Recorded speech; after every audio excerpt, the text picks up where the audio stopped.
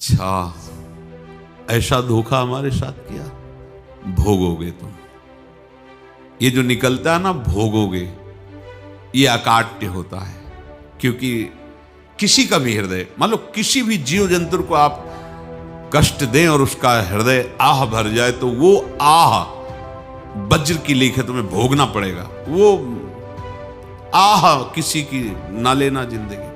कोई ऐसा कोई आह भर करके कह दिया तुम समर्थ हो, हम तो कुछ कर नहीं सकते, वो अंदर से दुखी, फिर तुम्हारी सामर्थ्य काम नहीं करेगी, मिट्टी में मिला देगी। ऐसा नहीं कि आप जो कर रहे हैं कोई देख नहीं रहा, कोई हिसाब किताब नहीं, जो कर रहे हैं अवश्य में भोक्तव्यम, बहुत सावधान।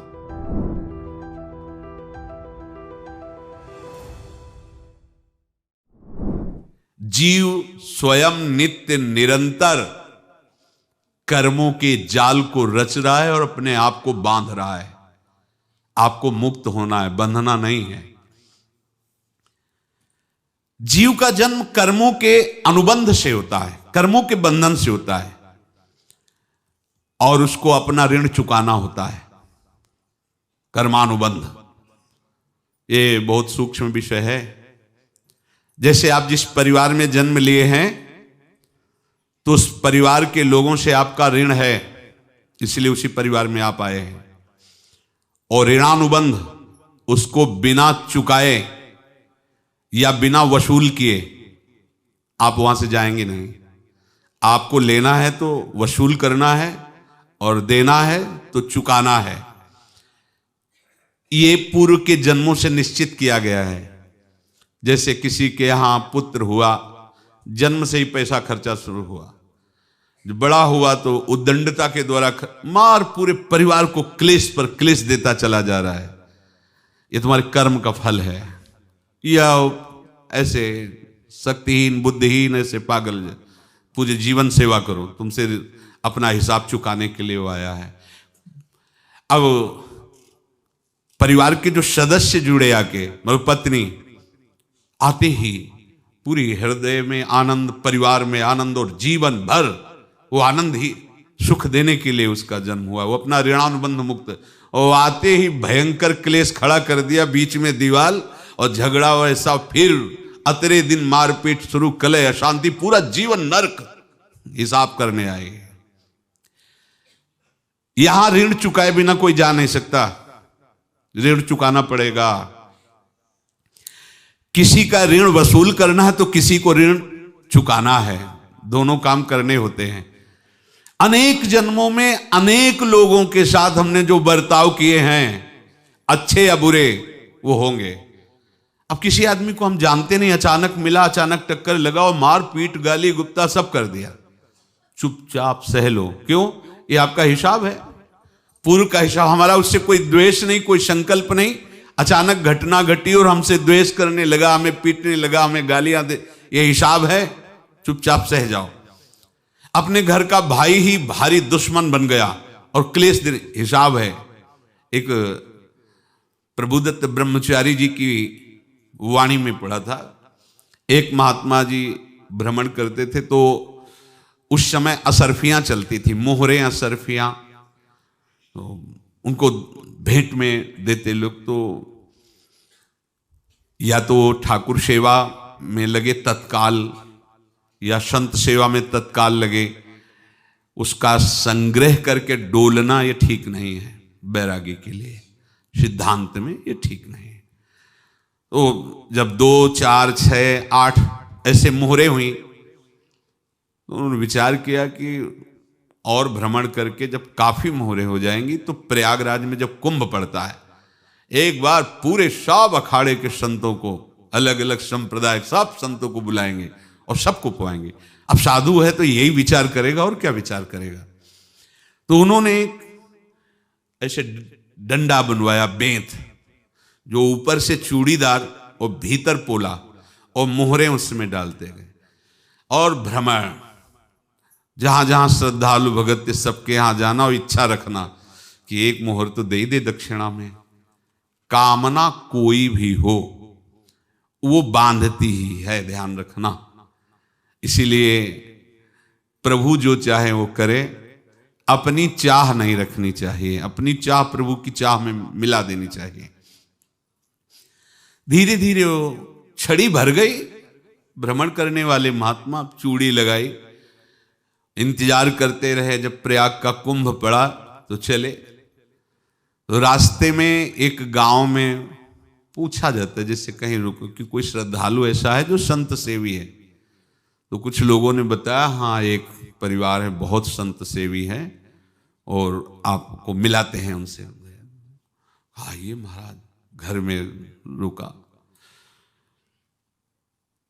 खूब अच्छा हलवा पूड़ी पवाया और जो घर के मालिक थे चरण दबाए।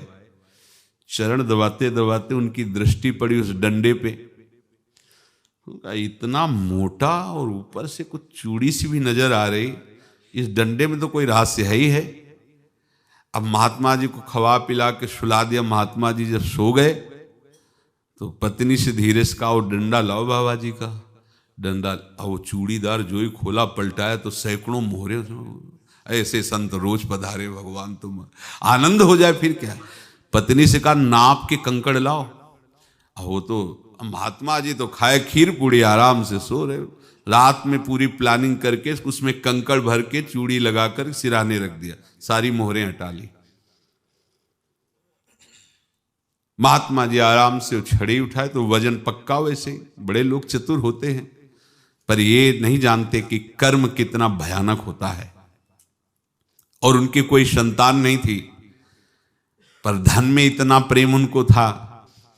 बहुत सावधान। साधु महात्माओं के पास जो अर्थ है, गृहस्थी अगर आता वहीं से है, पर अगर उसको जोर जबरदस्ती या किसी छल कपट से, तो वो उसका विनाश ही करता है। आज तक का प्रमाण है। अब उनको ये भाव पता नहीं होगा, या पता होगा तो लोभ के कारण वो उसको मान नहीं पाए होंगे। महात्मा जी गए प्रयाग में, किसी अखाड़े पर रुके और वहां प्रार्थना की कि कल जो है संपूर्ण अखाड़ों का निमंत्रण किया जाए और सब संतों को भोग पवाया जाए और उनको दक्षिणा भी दी जाए। महंत ने सोचा कि बहुत बड़ा है तो उत्सव है, क्योंकि प्रयाग में कितने हजारों संत महात्मा सब। तो उनका महाराज बोरों इसमें चीनी और टीनों घी लगेगा, सब व्यवस्था। बोले आप मंगाइए, एक एक हिसाब हम करेंगे, हमारे पास सब व्यवस्था है। बोले कुछ तो पहले दे दो, वो इकट्ठे देंगे हम। उनको था कि अगर हम छड़ी खोला और दो चार मोहरे दी, किसी को पता लग गया तो गड़बड़ हो सकती। बोले हम भंडारे के समय आखिरी में सब कुछ आपको दे देंगे। ठीक है। वो अपने पास से पैसे लगाकर खूब जितना सामग्री सब लाए, लाखों की, और सब संतों को निमंत्रण कर दिया। संत जन निमंत्रित हो गए, भंडारा बन रहा है। तब वहां के महंत है और उनका देखो भंडारा भी बन रहा है, संतों को निमंत्रण। अब आप अर्थ की व्यवस्था कीजिए, क्योंकि इतनी बड़ी हमारी सामर्थ्य नहीं थी जितना हमने किसी तरह हमने व्यवस्था की। अब मुझे अर्थ चाहिए, तभी आगे की व्यवस्था बढ़ेगी। संतों को दक्षिणा देंगे और जिनसे अर्थ लिया उनको दे। देखो रसोई बन गई है सब। उनका छत में विश्वास नहीं तो ये अभी चूड़ी खोली। उनको तो था ना कि मोहरे हैं, कंकड़। तो जैसे कितना उनको सदमा लगा होगा। हजारों संतों का निमंत्रण, रसोई बन, मतलब संत हो के छल कपट। तो उनका महाराज आपने तो हमारा नाश कर दिया, जो महंत थे। अब बताओ रसोई बन गई, संत निमंत्रित हो गए और आप ये कंकड़ दिखा रहे हैं हमको। आपने तो हमें बर्बाद कर दिया, हमारी इतनी सामर्थ्य नहीं थी, आप पहले बता देते। संत होकर ऐसा छल कपट। अब वो बोले तो क्या बोले, क्योंकि उनको पता था कि मोहरे हैं इसमें। अंदर से उनका चिंतन गया उसी सेठ के पास, अच्छा ऐसा धोखा हमारे साथ किया, भोगोगे तुम। ये जो निकलता है ना भोगोगे, ये अकाट्य होता है। क्योंकि किसी का भी हृदय, मान लो किसी भी जीव जंतु को आप कष्ट दें और उसका हृदय आह भर जाए, तो वो आह वज्र की लेख है, तुम्हें भोगना पड़ेगा। वो देखो भीष्म जी को भोगना पड़ रहा है ना। सांप को ऐसे धनुष की नोक से उठाया और बंबूल के कांटों के ऊपर फेंक दिया, कई दिन तक शेदा हुआ, वो आह भर करके मरा। तो आपको 6 महीने बाणों की सैया पर आह किसी की ना लेना जिंदगी में। कोई ऐसा कोई आह भर करके कह दिया तुम समर्थ हो, हम तो कुछ कर नहीं सकते, और अंदर से दुखी, फिर तुम्हारी सामर्थ्य काम नहीं करेगी, मिट्टी में मिला देगी। फिर ये तो संत थे और भगवत आराधना के लिए, संत आराधना के लिए ही ऐसा किए हुए थे। अब इनका कैसे मुंह दिखाएं, अब क्या करें। सुबह संत जन आएंगे, सबके बीच में हमारी कि देखो इन्होंने, अब क्या करें। गए और संगम में जाके छलांग लगाई, अपने प्राण त्याग दिए। अब उनके तो पास मोहरे थी और व्यापार बढ़ा, और 9-10 महीने बाद ही लड़का हुआ।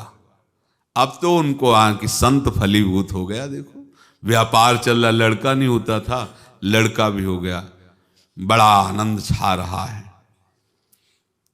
जब से वो प्रकट हुए और धन की वृद्धि शुरू हो गई, पढ़ाई लिखाई में उनके खर्चा हुआ सब, बस बीमारी शुरू हो गई उनके शरीर में।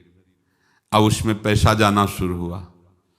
इतने आसक्त तो वो दोनों हो गए कि कुछ भी हो, व्यापार ठप, संपत्ति बेचना शुरू। तो उन्होंने कहा कि बेटा मैं क्या कर सकता हूं तुम्हारे लिए। बोले हमारी अंतिम इच्छा है प्रयाग चलो, और जितने प्रयाग में संत महात्मा सबको एक बार भंडारा करवाओ, हमारी इच्छा अंतिम है, क्योंकि अंतिम यही इच्छा थी। बोले अब ज्यादा संपत्ति तो नहीं रह गई, तो बोले घर बेच दो, मेरे लिए ही तो है, बेच दो। मुझे लगता मैं बचूंगा नहीं, पर मेरी अंतिम इच्छा पूर्ण कर दो। घर बेच दिया, जेवर बेच दी। वहां गए, जब संत सेवा की तो बोले मुझे संगम तक ले चलो। संगम तक ले गए और बोले समझे तुम चुराए थे और हमने उसको छीना है, कुछ नहीं रह गया तेरे पास कुछ, अब केवल ममता और आसक्ति में जल कर मर और नरक प्राप्त कर। मैं वही महात्मा हूं जिसकी तूने मोहरे ली थी, शरीर छोड़ दिया। महात्मा को जन्म लेना पड़ा और इनको दुर्गति भोगनी पड़ी। ऋणानुबंध होश में, ऐसा नहीं कि आप जो कर रहे हैं कोई देख नहीं रहा, कोई हिसाब किताब नहीं, जो कर रहे हैं अवश्य में भोक्तव्यम, बहुत सावधान। अनेक जन्मों में अनेक लोगों से जो कुछ लिया दिया है, इस लेने देने को मिटा देने के बाद ही तुम मुक्त हो गए। इसीलिए एक उपाय है, लेना न देना मगन रहना। क्या? मालिक को समर्पित हो जाओ, मालिक को अपना माना हुआ समर्पित कर दो, खत्म। अहम त्वाम स्वरूपापेभ्यो मोक्षयिष्यामि, सब खत्म। आगे पीछे लेना देना सब खत्म।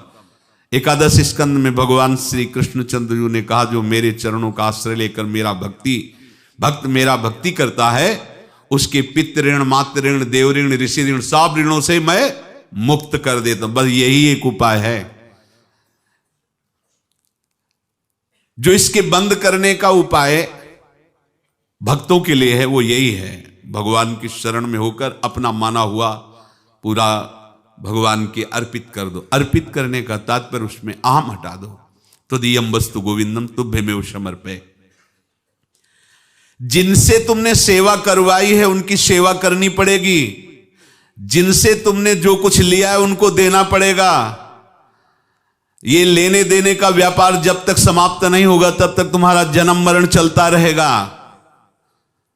अब आपको यहां समझना है, यदि आपसे किसी ने पैसे लिए बेईमानी करके नहीं दे रहा है तो आप उसको गाली मत दीजिए, आपने बेईमानी की थी इसलिए आपकी बेईमानी हुई है, ले गया, कोई बात नहीं है, बंधन से मुक्त हुए, जो बोझा था चला गया। उसको ऐसा ना देखे कि ये बेईमान हमारे रुपए मार लिए, अब जो कुछ होगा देखेंगे। अगर आप आगे नया कुछ करते हैं तो फिर आगे का हिसाब आपको भोगना पड़ेगा, ध्यान रखना। ऐसा नहीं है कि आपको भोगना नहीं पड़ेगा। एक ही उपाय है कि अब जो शरीर धारण किए इसी में जो भोग ले, आगे ना होना चाहिए। तो क्या करे?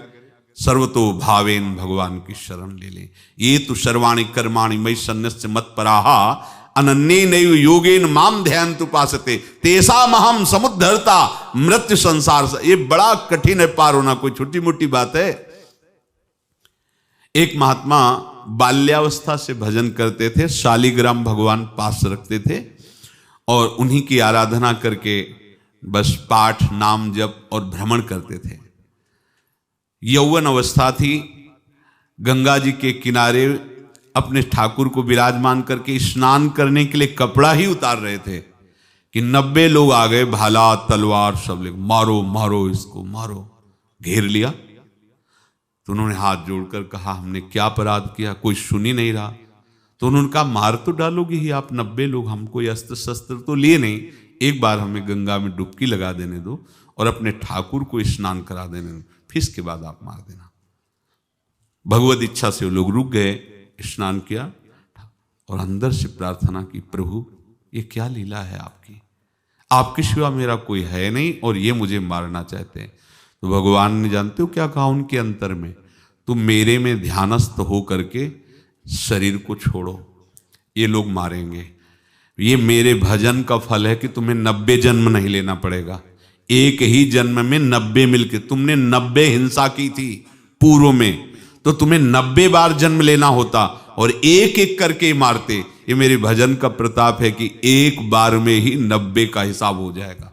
तुम आंख मूंदो, मेरे ध्यान में मगन रहो, मेरे प्रताप से तुम्हें कोई चोट नहीं होगी और स्वाभाविक मूर्छा अवस्था में प्राण तुम्हारे छूट जाए। ऐसा ही हुआ, ऐसा हुआ। तो ये बात समझ लो कि ये जो कर्मानुबंध है, ऋणानुबंध है। आप देखो, अगर शाप महात्माओं ने दिया कि तुम्हारे वंश का इससे विनाश होगा, तो भगवान भी परम धाम जा रहे तो उसी कील से, बाण की नोक में जो मछली लील गई थी छोटा कण, उसी से की नोक बनाई और उसी नोक को प्रहार किया, भगवान के श्री चरण में वही बाण की नोक लगी और भगवान ने स्वीकार किया ना। भगवान का बड़ा लीला विचित्र है। अगर छुप करके उधर रामावतार में बात, तो इधर ऐसे स्वीकार किया है भगवान ने। ऐसा कहीं नहीं दिखाया कि मैं भगवान हूं तो मैं अपने लिए, ऐसा नहीं दिखाया। नारद जी का हित किया पर नारद जी ने श्राप दिया तो भगवान ने स्वीकार किया। बंदरों ने ही सहायता की, जैसा बोले थे वैसा। ये लीला इस शरीर में भोगनी पड़ेगी। हाँ, ज्यादा को कम में भुगता देंगे, पर अब अगला शरीर ना मिले इसके लिए सर्वतो भावेन भगवान के आश्रित हो जाए। जैसे आपने दुकान फैला रखी है तो उसमें दो काम होते हैं, लेना और देना। किसी को उधार दिया है तो हमें उससे लेना है, और कोई नगद देकर सामान ले रहा है तो उसे सामान देना है, या उधार लिया है तो हमें उधार देना है। अब अगर दुकान बंद करनी है तो तुम्हें देने वालों पर जोर देना है, लेने वालों पर जोर नहीं। लेने वाला तो जाओ हम क्षमा किया, समर्पित किया, हमारा कोई संबंध नहीं, खत्म हो जाए, वो खुशी हो जाएगा। लेकिन देने वाला तुम अगर दुकान भी उठा दोगे तो जहां भी रहोगे तुम्हारे पास वो आएगा, लाइए हमारा। तो देने पर नजर रखिए, जिसका जिसका हिसाब है वो आपके सामने आता जाए, हटाते जाओ। लेने पर नजर मत रखिए और दुकान फौरन उठा दीजिए, नहीं अगर लेते देते रहे तो चलता रहेगा। आगे चलकर कुछ लेना न देना, मगन रहना बस अपने प्रभु के चिंतन में। अब हम कैसे जाने कि किसको क्या देना है, हमें क्या पता।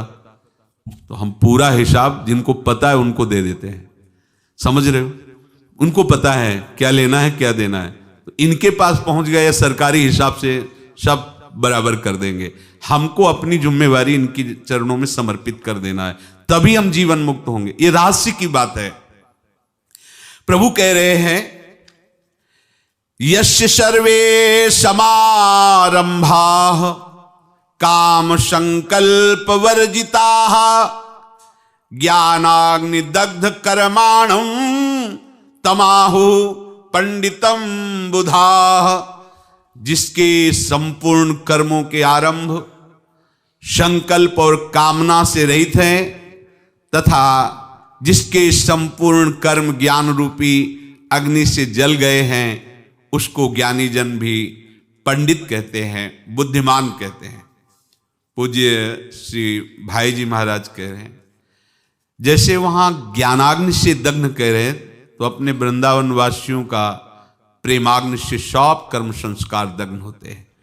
जिस समय आपके हृदय में भगवत प्रेम का प्रादुर्भाव होगा तो लेश मात्र कभी तुम्हें दुख नहीं भोगना पड़ेगा। प्रेम का प्रादुर्भाव होते ही दुख का नाश हो जाता है, महासुख। जब प्रेम का प्रादुर्भाव होगा तो समस्त पाप भस्म हो जाते हैं, अशांति नष्ट हो जाती है, संसार ज्वाला स्पर्श भी नहीं कर सकती है।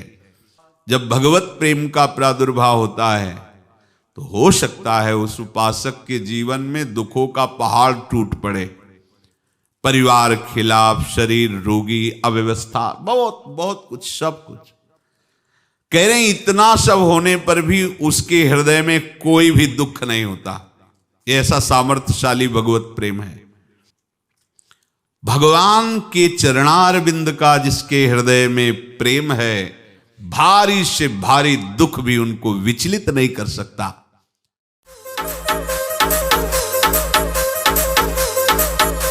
यह देसी बीच Mahakal studio Kanota, singer Mannu lover Narsingh गुडला।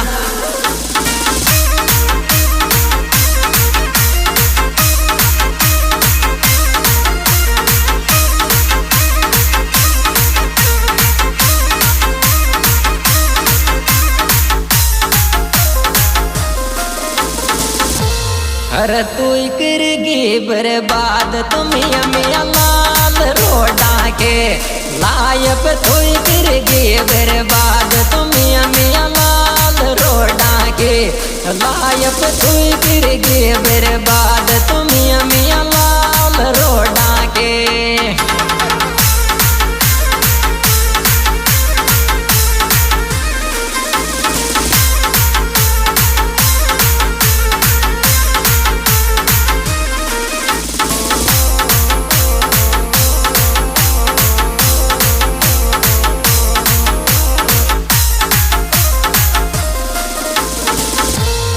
ढेर छोरा रे पिट बाड़ी दिलदार बना दे साथ लायक को, छोरा रे पिट बाड़ी दिलदार बना दे साथ लायक को, छोरा रे पिट बाड़ी दिलदार बना दे साथ लायक को।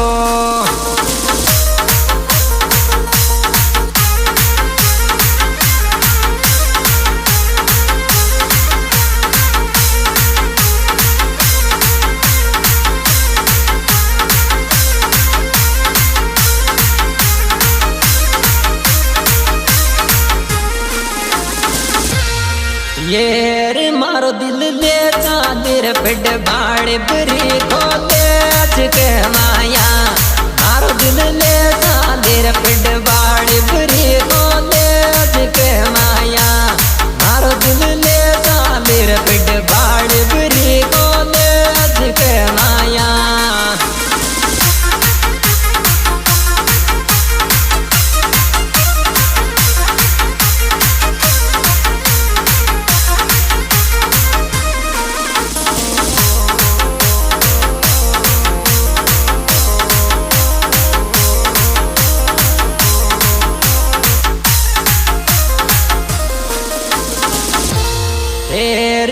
तो थारी उजगा भाड़ा डबल इस खून में पड़े, मैं तो थारी वजगा भाड़ा डबल इस खून में पड़े, मैं तो थारी वजगा